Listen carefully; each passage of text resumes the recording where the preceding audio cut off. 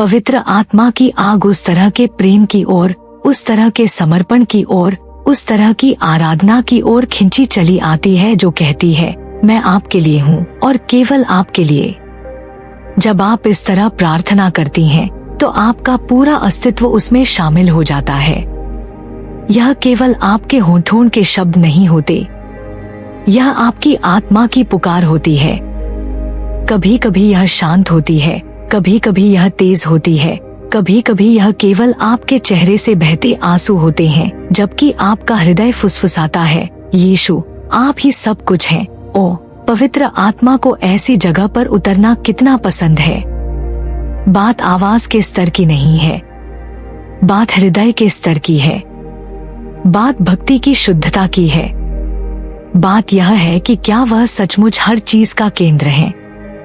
ऐसे क्षण आए हैं जब मैंने आग को इतनी अचानक, इतनी शक्तिशाली रूप से बरसते हुए देखा है, और यह कभी इसलिए नहीं था कि लोगों को कहने के लिए सही शब्द पता थे। यह इसलिए था क्योंकि आराधना ने कमरे को भर दिया था। वह आराधना जो चंगाई के लिए नहीं मांग रही थी, भले ही चंगाई हुई। वह आराधना जो चमत्कारों के लिए नहीं मांग रही थी, भले ही चमत्कार हुए। वह आराधना जो बस यीशु पर केंद्रित थी, यीशु यीशु। और उस तरह के वातावरण में पवित्र आत्मा एक बाढ़ की तरह अंदर आती हैं। वह ऊंचे स्थानों की ओर खिंची चली आती हैं, जहां मनुष्य को नहीं बल्कि यीशु को ऊंचा उठाया जाता है। आप आराधना में जितना नीचे झुकती हैं, आग उतनी ही ऊंची बरसती है। जब आप खुद को उनमें खो देती हैं, जब आप अपनी जरूरतों, अपनी चिंताओं, अपनी प्रतिष्ठा को भूल जाती हैं और आप केवल उनके चेहरे की सुंदरता देख सकती हैं, तभी अलौकिक चीजें बिना प्रयास, बिना जोर लगाए होती हैं। आपको परमेश्वर के कार्य को बनाना नहीं पड़ता, आपको बस शुद्ध आराधना की जगह बनानी होती है और वहां आएंगे। ओ प्रिय, अपनी प्रार्थनाओं को केवल मांगो तक सीमित न करें। हाँ मांगिए, हाँ अपनी जरूरतें लाइए, लेकिन वहीं मत रुकिए। गहराई में जाइए, ऊंचाई में जाइए, आराधना के पार जाइए। उन्हें बताइए कि वह कौन है। उन्हें इसलिए प्यार करें कि वह कौन है। उनका महिमा मंडन करें जब तक कि हर डर, हर बोझ, हर संदेह उनकी महिमा की रोशनी में फीका न पड़ जाए। आराधना करें जब तक कि आपका हृदय एक पवित्र आग से जल न जाए। आराधना करें जब तक कि स्वर्ग आपके स्थान पर आक्रमण न कर दे। आराधना करें जब तक कि उनकी महिमा का वजन एक चादर की तरह आप पर न छा जाए जिसे आप हिला नहीं सकती। जरूरत से प्रार्थना करने और प्रेम से प्रार्थना करने में अंतर है। जरूरत उनकी करुणा को आकर्षित करती है, लेकिन प्रेम उनकी आँख को आकर्षित करता है। प्रेम उनकी उपस्थिति को इस तरह से आकर्षित करता है जो हर उस चीज को बदल देती है जिसे वह छूती है। जब आप उस तरह से आराधना करना शुरू करती हैं, न केवल एक बार, न केवल एक क्षण के रूप में, बल्कि एक जीवन के रूप में, तो पवित्र आत्मा आपको अपनी आग से चयनित करेंगी। आप उनकी महिमा को ढोने वाली बन जाएंगी। आप कमरों में प्रवेश करेंगी और वातावरण बदल जाएगा। इसलिए नहीं कि आपने कुछ कहा, बल्कि इसलिए कि आराधना की आग आप पर बस गई है। और इसलिए मैं अब आपसे कहती हूँ, उनकी आराधना करें। उनकी आराधना करें जब तक कि आग बरस न जाए। सरल विश्वास। आत्मा में एक सादगी है जिसे कई लोग चूक जाते हैं। वे सोचते हैं कि उन्हें जटिल प्रार्थनाओं के साथ, सिद्ध समझ के साथ, सभी सही शब्दों और सही भावनाओं के साथ परमेश्वर के पास आना होगा।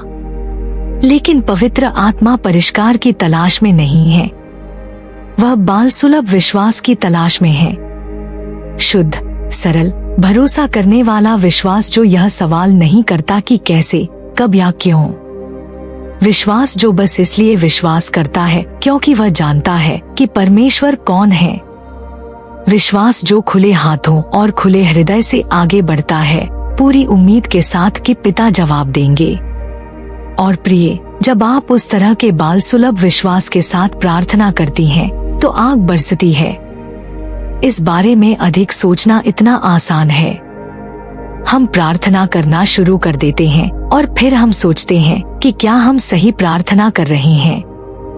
हम सोचते हैं कि क्या हम सही शास्त्र, सही मुद्रा, सही स्वर का उपयोग कर रहे हैं। लेकिन पवित्र आत्मा इसलिए नहीं चलती क्योंकि हमने एक सिद्ध प्रार्थना की है। वह इसलिए चलती हैं क्योंकि हम विश्वास करते हैं। वह इसलिए चलती हैं क्योंकि एक छोटे बच्चे की तरह हम भरोसा करते हैं कि जब हम अपने पिता को पुकारते हैं तो वह जवाब देंगे। वह भरोसा, वह सुंदर असुरक्षित भरोसा स्वर्ग को ऐसे छूता है जैसे वाक्पटुता कभी नहीं छू सकती। एक बच्चा अपने पिता के पास यह विश्लेषण करते हुए नहीं आता कि यह काम क्यों नहीं कर सकता। एक बच्चा बस अपने पिता की बाहों में दौड़ जाता है, यह विश्वास करते हुए कि अगर वे रोटी मांगेंगे तो उन्हें पत्थर नहीं मिलेगा। वे बैठकर संदेह नहीं करते। वे सभी संभावनाओं की गणना नहीं करते। वे भरोसा करते हैं क्योंकि वे अपने माता पिता के हृदय को जानते हैं। आपको परमेश्वर के पास उसी तरह आना होगा। वही वह प्रार्थना है जो पवित्र आत्मा की आंख को खींचती है। वह प्रार्थना जो बस इसलिए विश्वास करती है क्योंकि वह अच्छे हैं। ओ, अगर आप इसे उस तरह से देख पाती जैसे स्वर्ग इसे देखता है, तो जो प्रार्थनाएं सिंहासन के सामने धूप की तरह उठती हैं, वे हमेशा वे नहीं होती जो सबसे अधिक अधिकार या सबसे अधिक विशेषज्ञता के साथ बोली जाती हैं। वे अक्सर साधारण विश्वास में फुसफुसाई गई प्रार्थनाएं होती हैं। वे जो कहती हैं, यीशु, मुझे विश्वास है कि आप मुझसे प्यार करते हैं। यीशु, मुझे विश्वास है कि आप मेरी सुनते हैं। यीशु, मुझे विश्वास है कि आप वही करेंगे जो आपने कहा है कि आप करेंगे। उस तरह का विश्वास परमेश्वर के हृदय को पिघला देता है। उस तरह का विश्वास स्वर्ग को पृथ्वी पर लाता है। मुझे एक बार एक सेवा में खड़े रहना याद है जहाँ का वातावरण अपेक्षा से भरा हुआ था। लेकिन यह इसलिए नहीं था क्योंकि लोग अनुभवी धर्मशास्त्री या महान विद्वान थे। यह इसलिए था क्योंकि लोगों में बच्चों का विश्वास था। उन्होंने बिना किसी शर्त के विश्वास किया। उन्होंने पहले सभी उत्तरों की जरूरत के बिना विश्वास किया। और जैसे ही उन्होंने विश्वास किया, ओ, आग कैसे बरसी, चमत्कार हुए, जीवन बदल गए, शरीर चंगे हुए, आत्माएं बचाई गईं। इसलिए नहीं कि प्रार्थनाएं सवारी हुई थी, बल्कि इसलिए कि हृदय शुद्ध थे। परमेश्वर धार्मिक प्रदर्शन से नहीं चलते, वह बाल सुलभ विश्वास से चलते हैं। वह विश्वास जो कहता है, मुझे यह सब समझने की जरूरत नहीं है, मुझे इसे समझने की जरूरत नहीं है, मैं बस इतना जानती हूँ कि आप वही हैं जो आप कहते हैं कि आप हैं। उस तरह का विश्वास स्वर्ग के द्वार खोल देता है। उस तरह का विश्वास आत्मा की नदी को छोड़ता है। उस तरह का विश्वास परमेश्वर की आग को एक तेज बहने वाली हवा की तरह उतरने का कारण बनता है। कभी कभी हम सोचते हैं कि हमें उनकी आग कमाने की जरूरत है। हम सोचते हैं कि अगर हम पर्याप्त देर तक प्रार्थना करें, पर्याप्त कड़ी मेहनत से उपवास करें, पर्याप्त ईमानदारी से प्रयास करें, तो शायद, बस शायद, परमेश्वर जवाब देंगे। लेकिन पवित्र आत्मा हमारे प्रयासों से नहीं चलती, वह हमारे भरोसे से चलती हैं। वह उस हृदय से चलती हैं जो कहता है, मैं आप पर भरोसा करती हूँ भले ही मैं न देखूं, मैं आप पर विश्वास करती हूँ भले ही मैं महसूस न करूं। यह वह अटूट बाल सुलभ आत्मविश्वास है जो उनका ध्यान आकर्षित करता है। यह वह सरल विश्वास है जो कहता है, मैं जानती हूँ कि मेरे पिता भले हैं और मैं जानती हूँ कि वह वफादार हैं, और इसलिए मैं आपसे आग्रह करती हूँ, संदेह और अधिक सोचने की परतों को हटा दें। यह सब समझ लेने की जरूरत को हटा दें। उनके पास एक छोटे बच्चे की तरह आएं।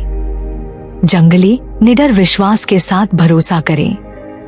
एक ऐसे हृदय से विश्वास करें जो स्पष्टीकरण की मांग नहीं करता, बल्कि बस जानता है कि वह सक्षम है, वह इच्छुक है और वह यहाँ है। आपका विश्वास जितना सरल होगा, आत्मा का प्रवाह उतना ही अधिक होगा। आप जितना अधिक भरोसा करेंगी, आग उतनी ही अधिक बरसेगी। और इसलिए मैं अब आपसे पूछती हूँ, क्या आप आग बरसने तक एक बच्चे की तरह विश्वास करेंगी? वचन का अधिकार। परमेश्वर के वचन में एक ऐसी शक्ति है जिसका मुकाबला नहीं किया जा सकता। जब आप शास्त्रों के साथ प्रार्थना करती हैं, तो आप हवा में खाली शब्द नहीं बोल रही होती। आप स्वर्ग के शाश्वत वादों पर खड़ी होती हैं। आप उससे सहमत होती हैं जो परमेश्वर ने पहले ही घोषित कर दिया है। आप अपने हृदय, अपने मन और अपनी आत्मा को उनके सिंहासन के अधिकार के साथ जोड़ रही होती हैं। और जब आप इस तरह प्रार्थना करती हैं, तो पवित्र आत्मा को चलना ही पड़ता है। उनकी आग संतुष्ट प्रार्थनाओं पर बरसती है जो जीवित परमेश्वर के वचन से भरी हुई होती हैं। वचन जीवित है।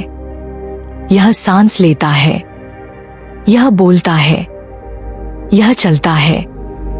यह अपने भीतर परमेश्वर की आत्मा का मूल तत्व धारण करता है।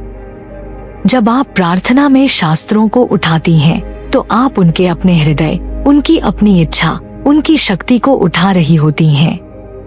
और प्रिय, सच्चा अधिकार वही निहित है। यह आपकी आवाज की तेजी या आपकी भावनाओं की तीव्रता में नहीं है।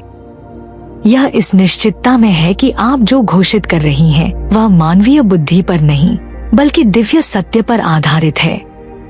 देखिए, पवित्र आत्मा हमेशा वचन का सम्मान करती है। जब यह बोला गया था तब वह वहां थी। जब वचन ने स्वर्ग और पृथ्वी को बनाया, तो वह जल के ऊपर मंडरा रही थी। जब भविष्यद्वक्ताओं और प्रेरितों ने पवित्र ग्रंथ लिखे, तो उन्होंने उनके हृदयों में सांस ली। और आज, वह अभी भी उस वचन को पूरा करने के लिए दौड़ती हैं, जहां भी वह उसे अपने लोगों के हृदयों में जीवित और सक्रिय पाती हैं। इसलिए जब आप प्रार्थना करती हैं, तो अपनी भावनाओं की प्रार्थना न करें, उनके वचन की प्रार्थना करें। जब आप कमजोर महसूस करती हैं, तो केवल कमजोरी से चिल्लाएं नहीं, घोषित करें, यहोवा मेरे जीवन का बल ठहरा है, मैं किसका भय करूं। भजन संहिता 27:1। जब आप खोया हुआ महसूस करती हैं, तो केवल भ्रम में न रोए, प्रार्थना करें, तेरा वचन मेरे पाँव के लिए दीपक और मेरे मार्ग के लिए उजियाला है। भजन संहिता 119:105। जब बीमारी आपके शरीर पर आक्रमण करने की कोशिश करती है, तो खड़ी हो और घोषित करें, उसके कोड़े खाने से मैं चंगी हुई। यशायाह 53:5। जब आप उनके वचन की प्रार्थना करती हैं, तो आत्मा चलती है, क्योंकि स्वर्ग आपकी आवाज में परमेश्वर की आवाज को पहचानता है। यह किसी फॉर्मूले की तरह शास्त्र को दोहराना नहीं है। यह वचन को अपने भीतर जीवित रहने देना है, आपके माध्यम से सांस लेने देना है, आपके विश्वास की नींव बन जाने देना है। जब आप वचन के साथ प्रार्थना करती हैं, तो आप परमेश्वर को चलने के लिए मनाने की कोशिश नहीं कर रही होती। आप उस आंदोलन से सहमत होती हैं जो वह पहले से ही चाहते हैं। आप स्वर्ग के उद्देश्यों के साथ साझेदारी कर रही होती हैं। और पवित्र आत्मा, जो हमेशा यीशु की महिमा करती हैं और हमेशा पिता की इच्छा को पूरा करती हैं, शक्ति, आग और दिव्य जीवन की अथक शक्ति के साथ जवाब देती हैं। ऐसे समय रहे हैं, अनमोल समय, जब मैंने एक सेवा में आग बरसते देखा है, और मुझे पता था कि यह संगीत के कारण नहीं था, यह किसी भी वाक्पटुता के कारण नहीं था। यह इसलिए था क्योंकि कहीं न कहीं कोई परमेश्वर के वादों की प्रार्थना कर रहा था। कोई उनके वचन की अटल चट्टान पर खड़ा था, उसे विश्वास में घोषित कर रहा था, पूरे हृदय से उस पर विश्वास कर रहा था।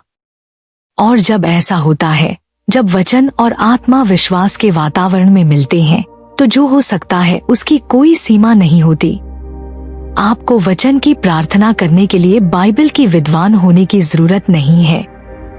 आपको इसे पूरी तरह से याद करने की जरूरत नहीं है, लेकिन अपने हृदय को इससे भरा रहने दें।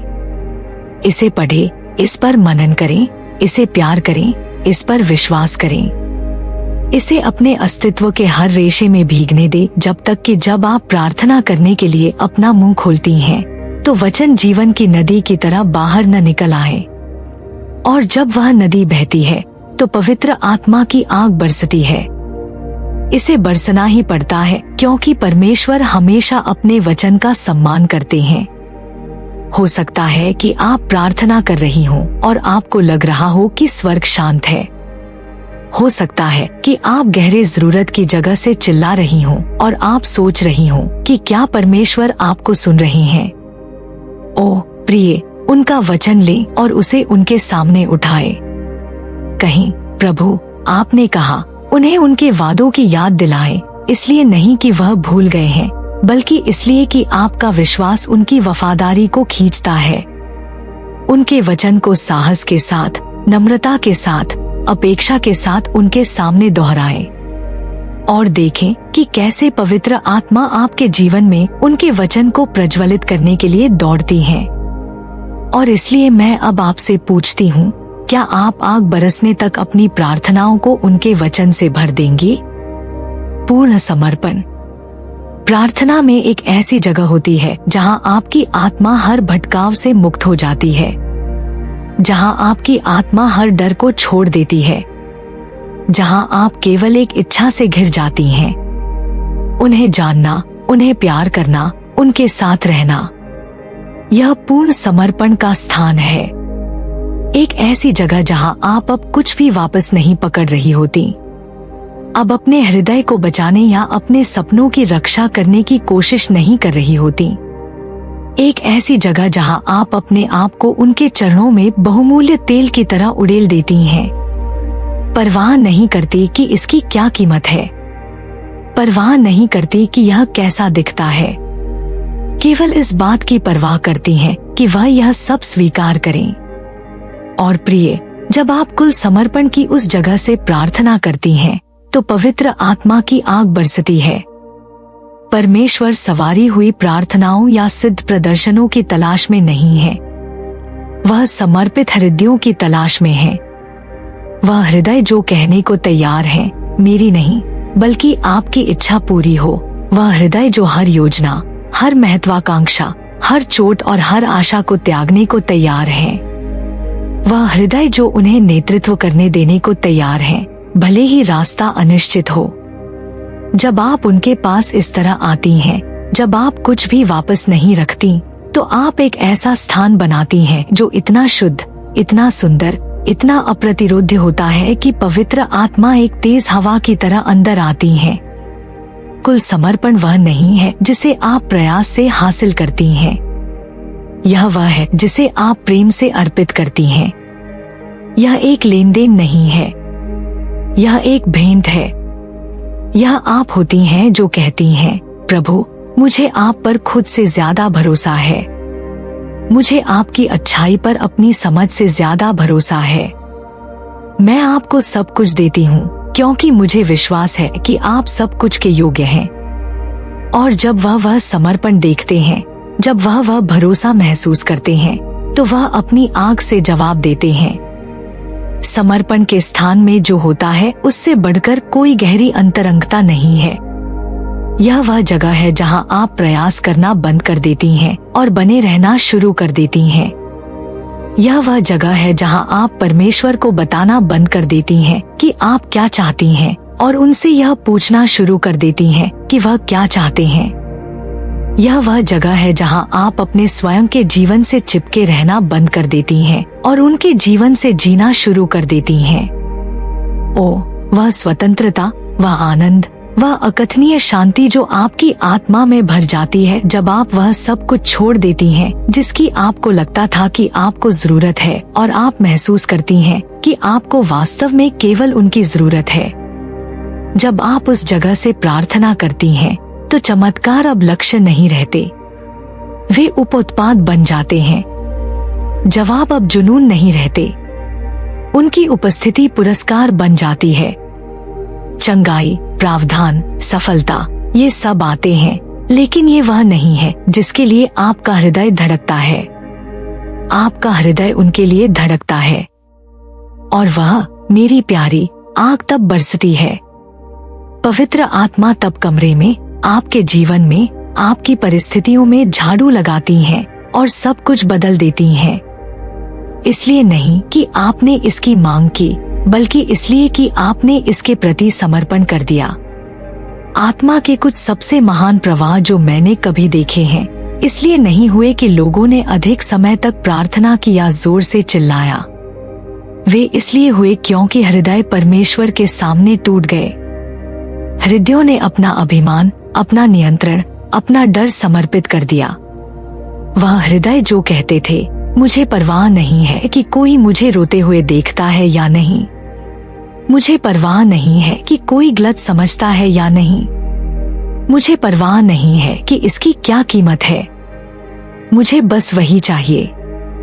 और उस समर्पण के वातावरण में, उस पवित्र स्थान में जहां उनकी इच्छा से ज्यादा महत्वपूर्ण कुछ भी नहीं है, पवित्र आत्मा की आग शक्ति में बरसती है। यह एक सुंदर चीज है। समर्पण, यह आपको छोटा नहीं बनाता, यह आपको स्वतंत्र बनाता है।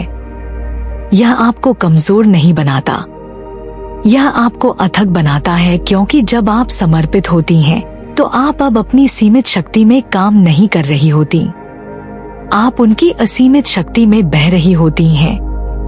जब आपने उन्हें सब कुछ दे दिया है, तो वह आपको हर उस चीज से भर देते हैं जिसकी आपको जरूरत है और उससे भी अधिक। और उनकी आग हर उस चीज को जला देती है जो आपको रोके रखती। आप में से कुछ प्रार्थना कर रही हैं और सोच रही हैं कि स्वर्ग पीतल जैसा क्यों लग रहा है, जवाब धीमे क्यों हैं, सफलता क्यों नहीं मिली है। क्या ऐसा हो सकता है कि आप अभी भी कुछ वापस रख रही हो?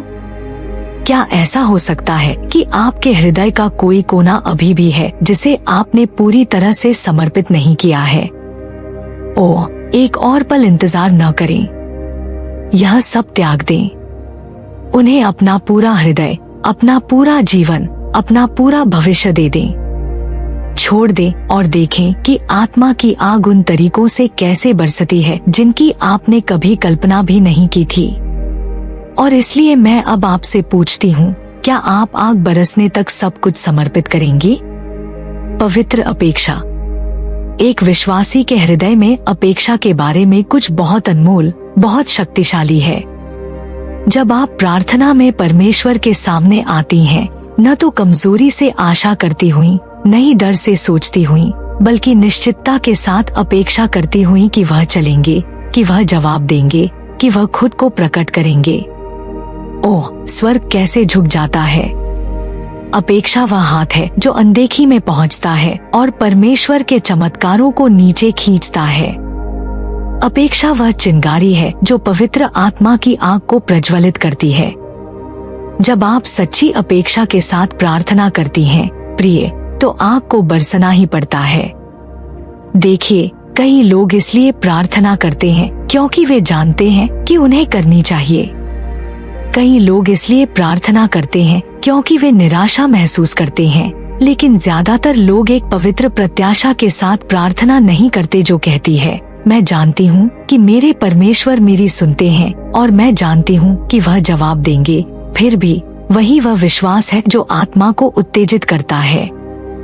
वही वह वातावरण है जहाँ अलौकिक चीजें प्राकृतिक में टूट पड़ती हैं। वही असंभव यीशु के नाम के सामने झुक जाता है। अपेक्षा अहंकार नहीं है। यह परमेश्वर से जादूगर की तरह प्रदर्शन करने की मांग नहीं है। यह एक बच्चे का नम्र आत्मविश्वास है जो अपने पिता की भलाई को जानता है। यह वह हृदय है जो कहता है, मुझे विश्वास है कि आप वफादार हैं, मुझे विश्वास है कि आप दयालु हैं, मुझे विश्वास है कि आप उन लोगों को प्रतिफल देने वाले हैं जो लगन से आपकी तलाश करते हैं।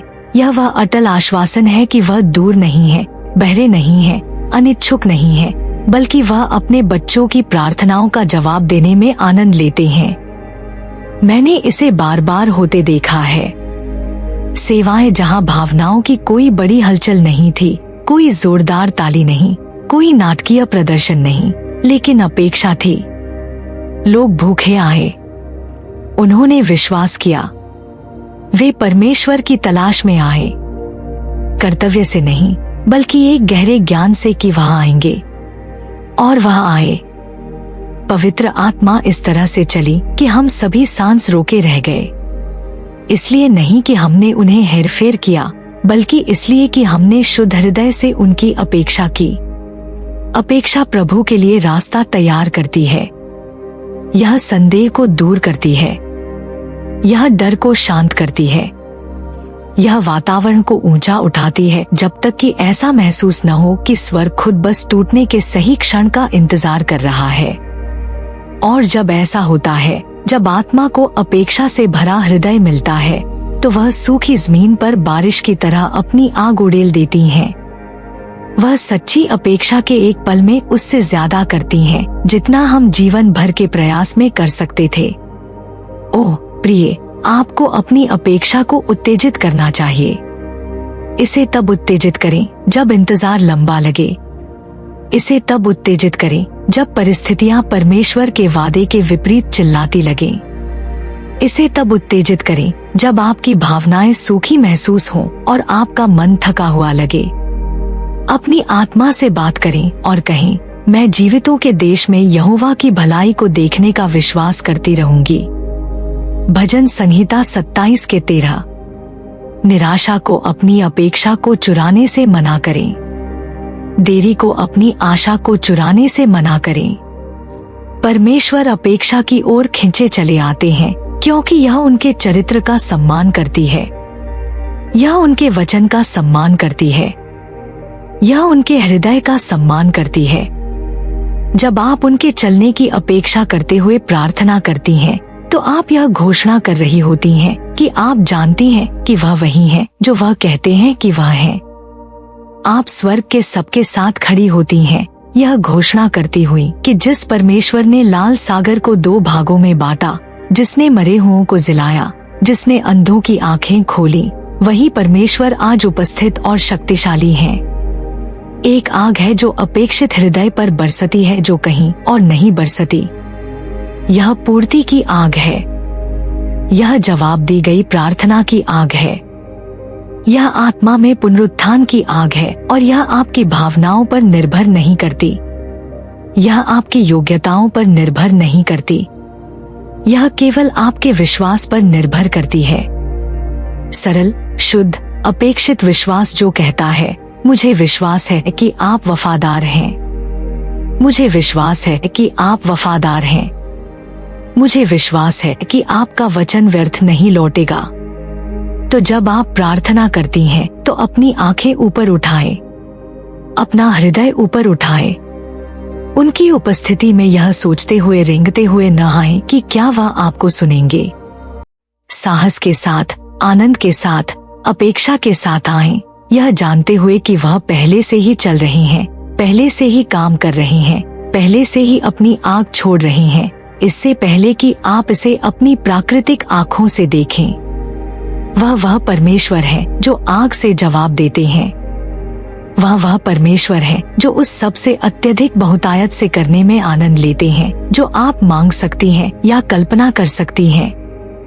और इसलिए मैं अब आपसे पूछती हूँ, क्या आप ऐसी अपेक्षा के साथ प्रार्थना करेंगी कि आग बरस जाए?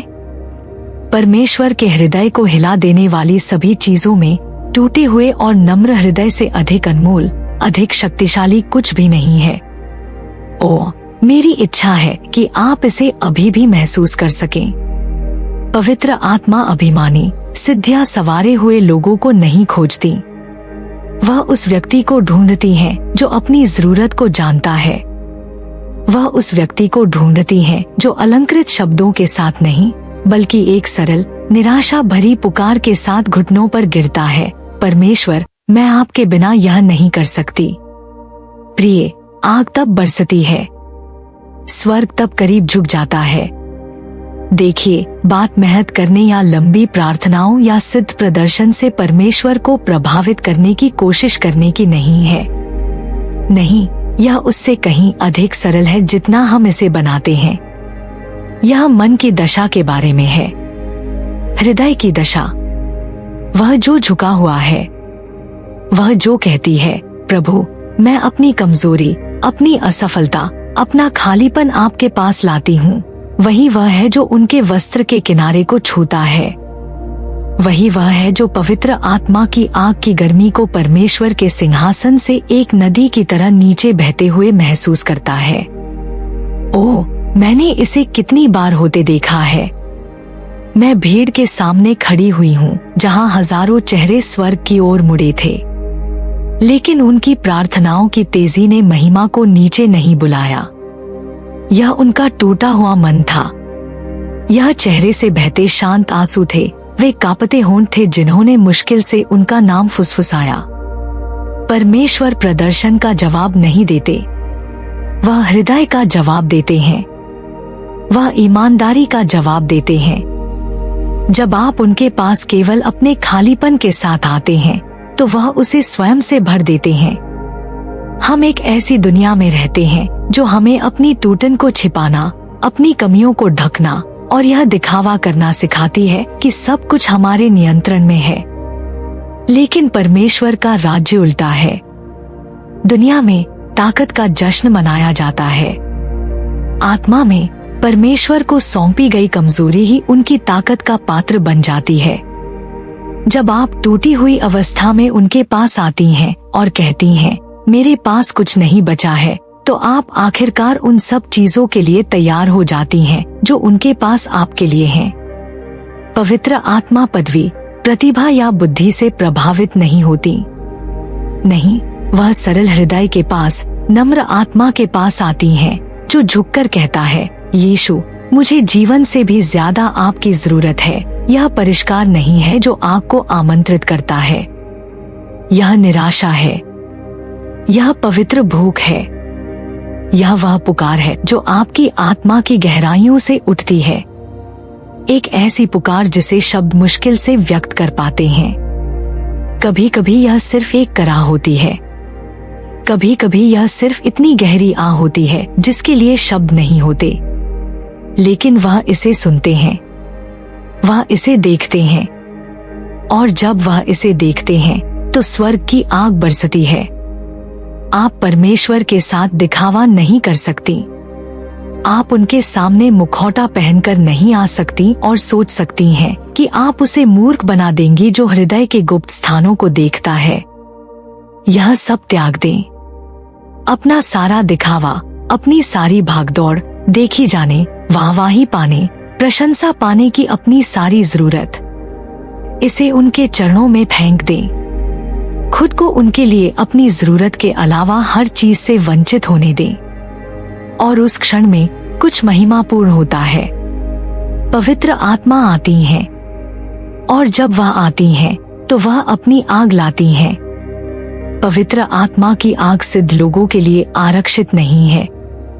यह अच्छे व्यवहार से कमाई नहीं जाती।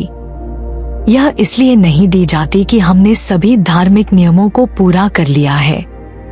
यह अनुग्रह, दया और प्रेम के कारण उड़ेली जाती है, जो इतना गहरा, इतना विस्तृत, इतना प्रचंड है कि यह उस हृदय को भरने से खुद को रोक नहीं सकता जो इसके लिए पुकारता है।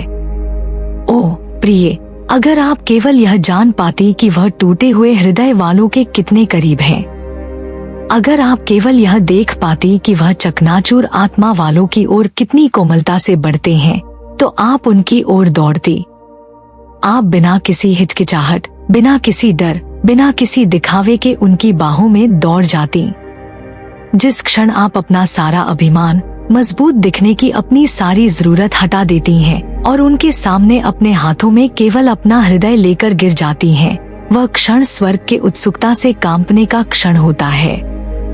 वह क्षण होता है जब पवित्र आत्मा की आग, परमेश्वर की जीवित लौ, आप पर उतरने के लिए तैयार होती है। आपको नष्ट करने के लिए नहीं, बल्कि उस हर चीज को भस्म करने के लिए जिसने आपको उनके प्रेम से दूर रखने की कोशिश की है। और इसलिए मैं अब आपसे पूछती हूँ, क्या आप यह सब त्याग देंगी? क्या आप अपनी टूटन, अपनी कमजोरी, अपने कुछ नहीं होने को उनके पास लाएंगी? क्योंकि अगर आप लाएंगी प्रिय, तो आग बरसेगी। आराधना की शक्ति। प्रार्थना में एक ऐसी जगह होती है जहाँ चमत्कार होते हैं। एक ऐसी जगह जहाँ स्वर्ग का वातावरण पृथ्वी को छूता है।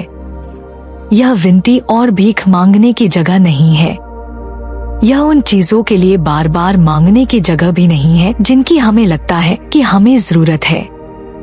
यह शुद्ध आराधना की जगह है। वह आराधना जो एक ऐसे हृदय से उठती है जो उपहारों की तलाश नहीं कर रहा है, बल्कि केवल देने वाले की तलाश कर रहा है। वह आराधना जो कहती है, अगर आप मेरे लिए और कुछ भी नहीं करते हैं तो भी आपने पहले ही बहुत कुछ कर दिया है। ओह, यह परमेश्वर के हृदय को कितना अनमोल लगता है जब उनके बच्चे हाथों को प्राप्त करने के लिए नहीं, बल्कि आराधना करने के लिए फैला कर आते हैं। देखिए, पवित्र आत्मा वहाँ उतरती है जहाँ यीशु को ऊंचा उठाया जाता है, जहाँ आराधना शुद्ध होती है, जो स्वार्थी इच्छाओं से अछूती होती है। उनकी उपस्थिति स्पष्ट हो जाती है। उनकी आग इसलिए नहीं बरसती क्योंकि हमने जोर लगाया है, कोशिश की है और चिल्लाया है, बल्कि इसलिए कि सच्ची आराधना की सुगंध ने वातावरण को भर दिया है। जब आप मांगना बंद कर देती हैं और आराधना करना शुरू कर देती हैं, जब आप प्रयास करना बंद कर देती हैं और प्रेम करना शुरू कर देती हैं, तो आप एक ऐसे क्षेत्र में चली जाती हैं जहां कुछ भी हो सकता है। और शुद्ध आराधना में कुछ ऐसा है जो परमेश्वर के हृदय को खोल देता है। यह उनके सिंहासन तक उठने वाली एक मीठी सुगंध की तरह है। और जब वह सुगंध स्वर्ग के आंगनों को भर देती है तो वह जवाब देते हैं। वह खुद को रोक नहीं सकते क्योंकि वह प्रेम है, और प्रेम हमेशा प्रेम का जवाब देता है।